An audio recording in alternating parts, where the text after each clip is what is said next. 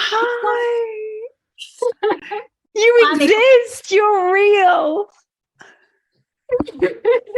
Oh my gosh. I feel like we've been having this online relationship forever, and now we're actually seeing each other face to face. Finally.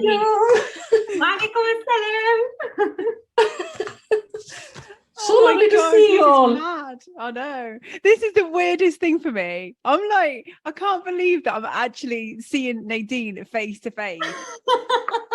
Like, I've known her virtually for what, 5 years, maybe something like that. Mashallah, and to actually see her, it's gone by so quickly. I know, because I was writing earlier. I thought, oh, do you remember the skincare? And I thought, oh my gosh, that was I think almost 5 years ago. How are you feeling? I was nervous, but I was like, why am I nervous? Who cares? Yeah, don't be nervous. I know. What is it that you're nervous about? Yeah, I was just going to explain it. I think it's the public element of it. I'm like, okay, talking with people about my whatever I go through. I'm quite open and vulnerable about that. But it's just, just knowing that it's going to be shared publicly, like it's going to be in public domain and with professionals on like LinkedIn platform. It's just a different element, you're just more open to criticism. You're more open to judgments. Oh my gosh. I haven't even thought about it like that. I've thought about it from a completely different angle, actually, that might help. That as much as there might be however many people that see it, they've clicked on it for a reason, because they want to watch or see it, and they're all they're individual people that you can connect with, that you could help, because you're so, mashallah, warm and loving, and that's what my intro is going to be, actually, and how you just feel like you're the only person that matters. And I feel like when you speak to somebody, mashallah, and like people will watch it and just feel that rawness and that connection, and just like, I don't know, there's, mashallah, there's just something about you. So I think in terms of worrying about people that, would be negative, they're probably not even going to watch it in the first place if it's not going to be something that they're interested in. And each and every person that does, imagine the impact that you can have just by telling your story, and even just to listen to it. Like, I feel all like warm and fuzzy just hearing you. So yesterday when I actually posted, I received a message from a brother, and he started it just was a lecture on, you shouldn't be thinking of, I don't even know how this topic came up, suicide. You shouldn't even be having those thoughts. It's a sin. I was just like, what's going on? Where did suicide come from? Okay, suicide's real, but seriously, where did that come from? How did you interpret that? Where did that come from? You mean your post that you posted about when traveling? No, yesterday. Yeah, that post.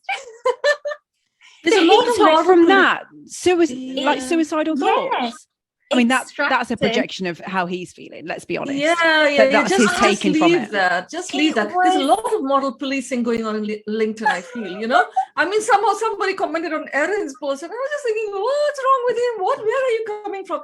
I wouldn't bother about them. Just think the 99 people who will receive it positively, and there'll be that one negative person. Just don't bother about them.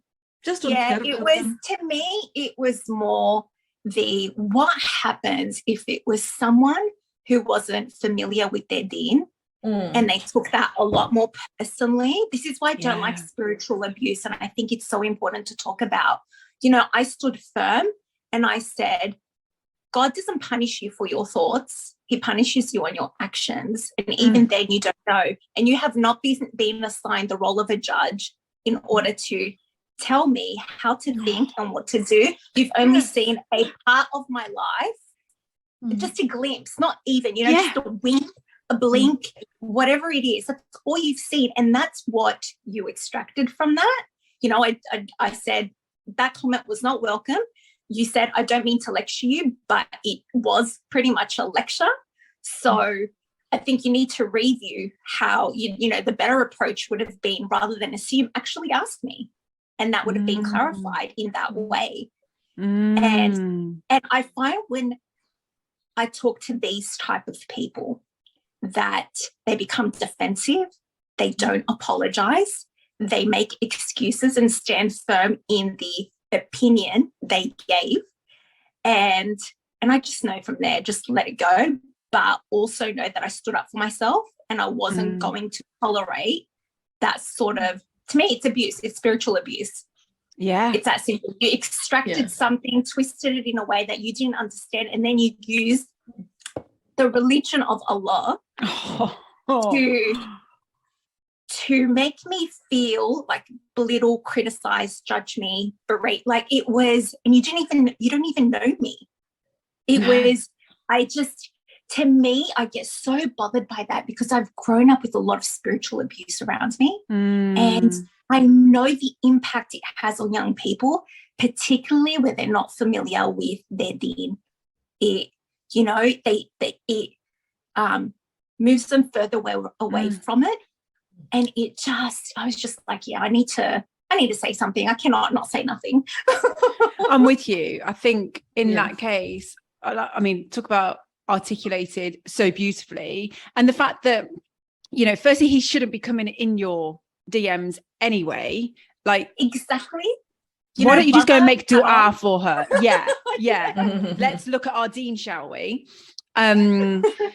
Honestly, and then to, you know, for you to even give him something, even though that wasn't justified, you did not need to justify yourself, because there was nothing but resilience and a message of hope in your post.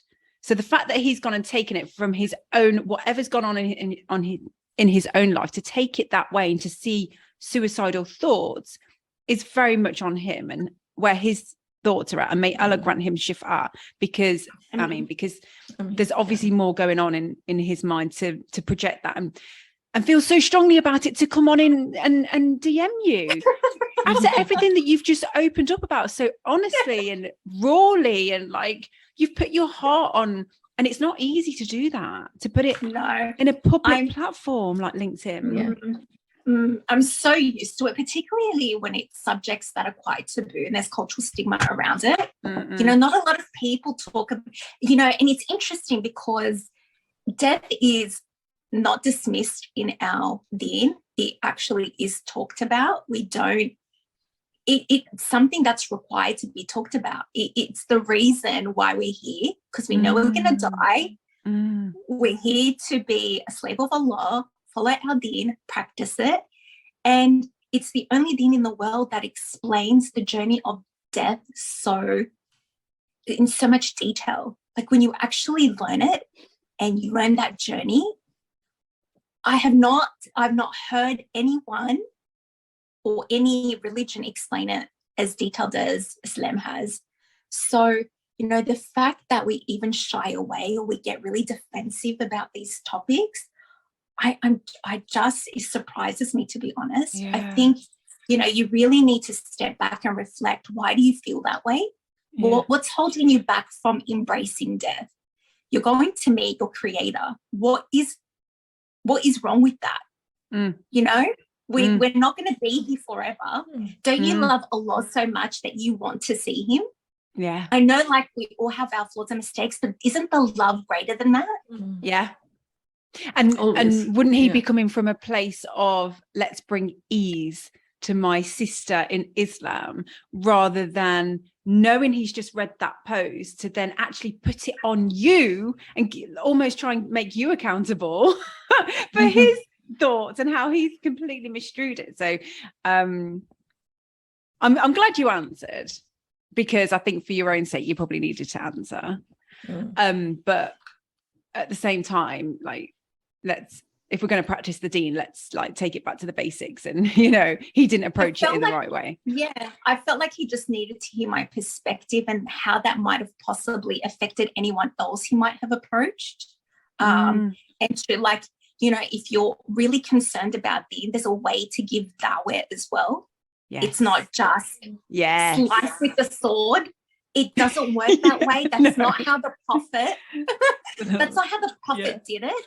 Yeah. Alayhi salam. You know, so if you really want to practice the deen, really reflect, you know, before I say something or put something out there, particularly in public, or I want to approach someone, I am thinking 10 times ahead, you know, how am I going to say this? I don't want to hurt this person. It's coming from a place of love. You know, even if they know me really well, I still want to approach this as delicately as possible because this person matters to me. And at the end of the day, I'm accountable in front of Allah subhanahu wa ta'ala. He knows my intentions. He knows what I'm thinking, where I'm coming from. This person doesn't. How can I approach them in a way where they can see that I'm coming from a really positive space and a heartfelt space, and it's not to criticize them, humiliate them, embarrass them, you know, make them feel like there's some sort of deficiency or I'm more better than them. That's not where I am coming from at all. But I need to do my best to make that person feel that way. Yeah. Who is your audience, you mean? The people that you're reaching? Whoever I'm talking to, whether I'm writing, whether I'm commenting, before I hit that, you know, post button. Yes. Before I'm even like talking to someone, I'll just stand back, particularly when someone's giving their opinion and their thoughts, and I'll just, you know, you know, you can feel when that defensive mechanism comes up. Yeah, I know. You're like, I just want to respond now, and it's like, you know, what best you do? You can feel that trigger. You can feel the trigger come in, and you're just like, I know. I'm just like, oh, okay, Nadine, you know this person, you know that what their environment was like, you know what they've grown up around. There's, you know, I read an amazing quote that said, for every person that you speak to, just remember there's another person there, and that's their inner child. And I went, oh my God, yes. That I read that resonated. I go, of course there's a wounded child in there. And that's why it comes off childish or they're out of control because there's that part of them that's not healed yet. And we're still all healing. We all have that inner child in there. We feel it, we know it. Whether we choose to action it or just squash it down a little bit more, just say, oh, well, this is our reality. This is just how I am, you know? Yeah, it takes a lot to actually, in the moment, be mindful of that and say, okay, is this person reacting irrationally? This is not usually them. Yeah. Is this the inner child speaking to me? And what does the inner child want? What are they communicating that I need to kind of filter through and figure out what it is? Because they haven't gotten to that point in their journey that they can communicate it and articulate in a way that comes across in a way that I can understand it. Yes, it's triggering my inner child, but I'm an adult now. You're safe. You took care of me when I needed you. And thank you for that. I've got it here. Calm down. Yeah. Okay. Yeah. I'll handle this. I've got you. As best as I can. Like, I am here for you. I will stick up for you. I will defend you. I love you. I care about you. Don't worry. I have this. Mashallah. How, mashallah. That is so beautiful, Nadine. You know, this has to be, I know we haven't even started, but this has to be part of it. For me, it's so powerful, isn't it? Mashallah. You know, I know about the inner child. I've hugged her lots of times. I don't think she's healed yet. But to actually look at another person and realize that, you know, is the inner child which is speaking up? This realization was not there. I mean, you know, and it triggers your inner child. That's why you feel a certain way. That's really powerful, mashallah. How has it changed your relationships?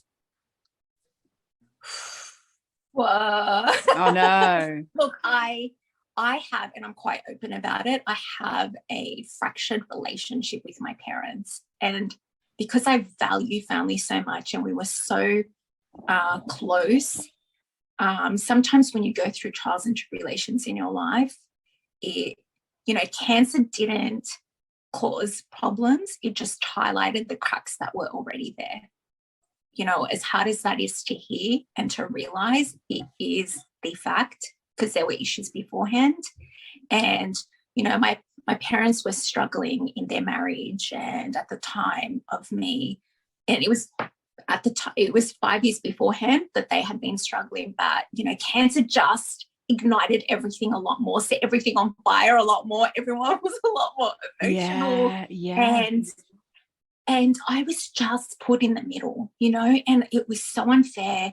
I tried to be as patient as I could, but it was just, I felt like everyone was taking advantage of the moment, and I was dealing with what I was dealing with, and I needed to put myself first. And unfortunately, when you start doing that, particularly when you grow up in toxic environments, and it's quite controlling, rigid, their way or the highway, you know, you develop people. I developed people pleasing, you know, chronic people pleaser, trying to you know, make everyone else happy besides myself, putting everyone first besides myself. And this is whilst you were going through cancer. This is you know, they would argue over like silly things. You know, tell your mum XYZ, tell your dad XYZ. Like, guys, I have chemo literally hooked up to me. And you are both arguing about, I go, God has sent this to all of us, not just me, for you to reflect. What are you learning from this? Because I know what I'm learning. Yes. Yeah, it's becoming clearer every day. And, you know, you start just, you know, I needed to make tough decisions, and I knew what the consequences will be. You know, when you go no contact, or you start setting firm boundaries, and you have to follow up on the boundaries, because, you know, I remember seeing a psychologist about this. Because I was so distraught about just disconnecting them, because I live a very, I guess, unconventional life. I live separately from my parents, you know, for a Lebanese, hijabi, Muslim. That's like, you know, that's not. Hang on, whoa, rewind, say that again. Hang on. So I only know a piece of you that's been a virtual relationship, hasn't it? And we've kind of touched, you know, it's like we've known each other forever, but actually I don't know much about you at all. So this is like the first time we're meeting, properly getting to know each other. So just rewind to that bit. Okay, so when you know, I started setting the boundaries and said, like, this is it. I can't do this anymore. Like, this lifestyle does not work for me. I am clearly heading in a different direction. You both have issues that you need to sort out. And I understand, but I can't be a part of this anymore. I've gone through something so challenging and significant in my life, and I can't hang around until you guys get it. Like, I just can't. It's just not going to work for me. I'm sorry. It's just the way it is. That's hard to hear, I know. It's just, I can't. I have to leave. I cannot live with you anymore. You know, it will not work. And I said, I'm taking my siblings with me, because I do not want them to grow in an environment where, you know, you're all screaming at each other or giving each other silent treatment, or, you know, we're learning this. You're teaching us how to be in marriages and relationships, and, you know, and God knows what else we have to deal with psychologically, emotionally, all of us differently. But and I just said, yeah, I'm going. I even remember the time my sister came into the room. I had just finished my stem cell transplant and radiation, and she's always wanted to leave. She's wanted to leave since she was like 16, 18. And I would be the one to keep in. So, like, no, what are you going to do? How are you going to make it on your own? Like, let's look at this practically. You know, how are you going to survive? What's going to go on? What are the consequences of this? And, you know, and she'd hang in there. And then just that day, and I knew I had a feeling. So I already was searching for places to move into. And she came in. She came in and she just was ready to fire up the facts to me and say, XYZ, this is why, like, make an argument. Yeah. And I just looked and I just went, okay, let's do this. And she just cried. Like she the weight of that just got released, because I knew I know we had struggled a while with them. We needed to let go and move forward. We could not keep doing this. It was not okay. They were concerned about losing me. You know, I'm the eldest in the family. I'm the eldest of 4 of them. And, you know, I could not live with myself if I had not made it and I hadn't gotten them out. I just couldn't. It just wasn't going to, like, if I did not do that, they would all not have stuck by each other and stayed together. They just would have all just, I could see it, I could feel it. And, you know, I had these discussions with my mum multiple times, and, you know, she just didn't know what to do. And I understand it's overwhelming, but, you know, I'm not the parent here. Yeah. You know, you could see everyone struggling. Like, what are we going to do? You know, it's not when it suits you, you want to be the parent, and when it doesn't, you don't want to step up. Like, that's not how parenting works. Like, I know I'm not a parent, and may Allah subhanahu wa ta'ala bless all those parents who, you know, grind it and do the best that they can. Really, I understand. I see how hard it is. And that's why the reward is immense, you know, because with responsibility and authority comes accountability. And accountability, you may not have it in this dunya, but on the day of judgment with Allah subhanahu wa ta'ala, you know, even the thought of standing there and being questioned on your shortcomings as a parent should be enough to want to drive you to do the best that you can. No one's saying that you're not. Of course you are. But as Muslims, we should always be striving for excellence, not just being complacent about it and just thinking that our children are our beck and call or an investment, and they're not human beings and they're just robots. That's not how you create healthy individuals. It just doesn't happen that way. No. You know, and a lot of Muslims wonder, why are we, you know, why are the youth like this? Why is our ummah like this? Why are we having problems in our families? I can tell you. Yeah. I can tell you why. I don't know why it's so hard to figure out. You know, as long as our homes aren't serene and peaceful and striving in Islam, don't expect outside to be great either. It just won't work that way. You know, it just doesn't happen that way. So then we moved. You know, she was little, and I said, you know, I'm not forcing you to do anything. You're more than welcome to come with us. But, you know, either way, we're going. When you say so at that point, there's 5 of you all together? Yes. So it's me, then my sister and my brother, and then we have twins. So the youngest are twins. Mashallah. Yeah. And how so you old took the responsibility? How old were they, the little ones, the ones who moved with you? Oh, they were all just in their 20s, so it wasn't that. Okay, so they were not very young. Yeah. But, you know, like it's quite, you know, if you've grown up just being around your family, it's the only thing that you know. It's not culturally acceptable to step out of your, especially for girls. And, you know, people are going to think many thoughts and have many opinions and judgments on that. But the reality is they weren't living with us. They don't know what it was like at home. Yes, of course. You know, all we wanted was peace. Like some people think I'm having a party every day because I'm living on my own. It's like this bachelor pad or whatever it is, bachelorette pad. And I'm just like, guys, by 5 o'clock, I'm looking at time. It's 5. And I'm like, I need to go upstairs. It's time to go to bed and wind down. Yeah. I don't have the energy and the time for that. Yeah. It's not going to happen. It's not me, to be honest. No.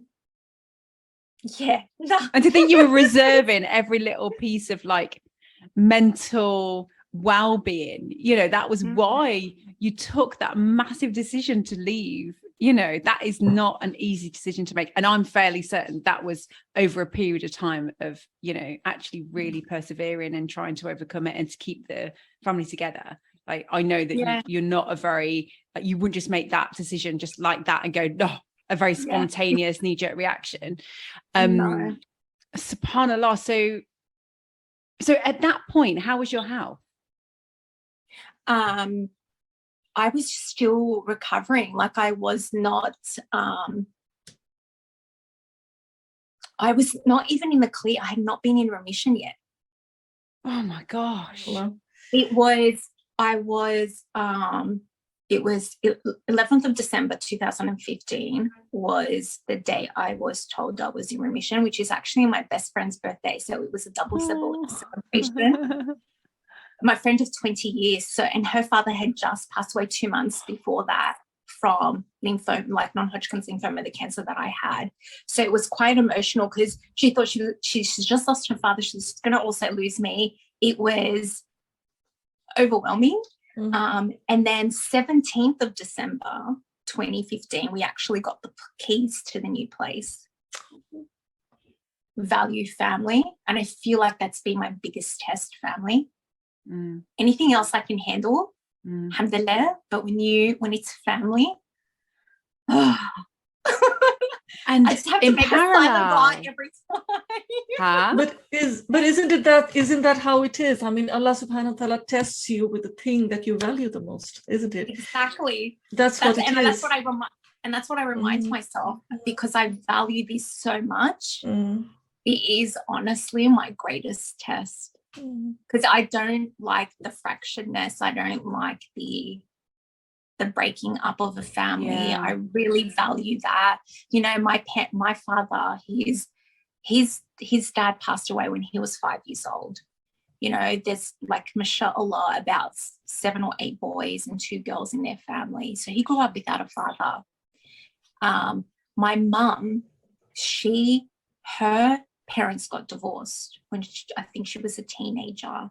So I know, you know, in order to heal, you need to know where you come from, and understanding the lens that they're parenting through was important in order to have that compassion. And, you know, they're doing the best they can with the resources that they had and with what they have to deal